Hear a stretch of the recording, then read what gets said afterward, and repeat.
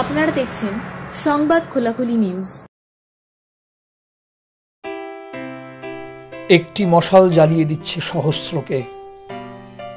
হ্যাঁ, আমাদের বাংলা কবিতার এই অমোঘ পংক্তি, বিশিষ্ট কবির কবিতার এই উজ্জ্বল পংক্তিটি আরো সমুজ্জ্বল হয়ে উঠল যেন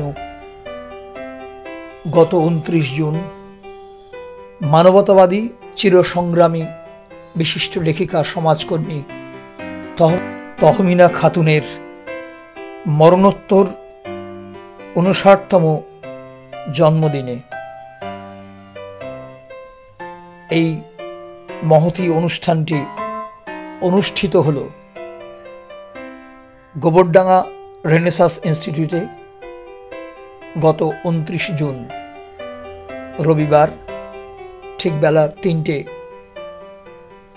উপস্থিত ছিলেন তহমিনা খাতুনের সহযোদ্ধা বিশিষ্ট সাংবাদিক সুকুমার মিত্রের আহ্বানে তহমিনা খাতুন স্মৃতি রক্ষা কমিটির ডাকে নানা প্রান্তের, পশ্চিমবঙ্গের নানা প্রান্তের অসংখ্য গুণীজন এবং তহমিনা খাতুন অনুরাগী মানুষেরা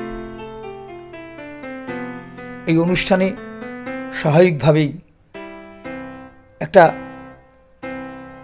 বেদনাবহ আবছা অনুষঙ্গ উঠে এসছে বারবার, কিন্তু যেটা সাহসের কথা, যেটা বলবার মতো কথা, সেটা হলো তহমিনা খাতুনকে মনে রেখে স্মারক বক্তৃতার আয়োজন। এটি দ্বিতীয় স্মারক বক্তৃতা, গুণীজন সম্বর্ধনা এবং তহমিনা খাতুন মরণোত্তর স্মারক সম্মান ও সংবর্ধনা প্রদান করা হলো ভারত পাক যুদ্ধে প্রথম শহীদ নদিয়ার তেহট্টের বীর ঝন্টু আলী শেখ এবং সাংস্কৃতিক ব্যক্তিত্ব সমাজ মানবাধিকার কর্মী আত্মজিৎ চৌধুরীকে।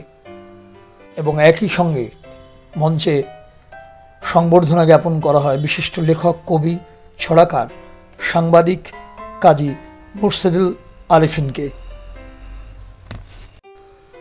ছিল স্মারক বক্তৃতা, শিক্ষাব্রতী রোকেয়া ও বাঙালি মুসলিম নারী সমাজে আধুনিক শিক্ষার প্রসার, বললেন Prantosh Bandyopadhyay, Rokeya institute of value education and রিসার্চের সমন্বয়ক ও প্রধান অতিথি।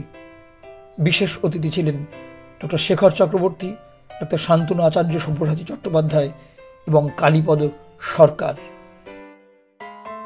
চিরবিদায় নিলেও বেঁচে আছেন মানুষের মনে, বিশেষত যারা মানবতার পক্ষে লড়াই করছেন, আছেন পরিবেশ আন্দোলনের পক্ষে, তাদের হৃদয়ে চিরজাগরুক থাকবেন তহমিনা খাতুন।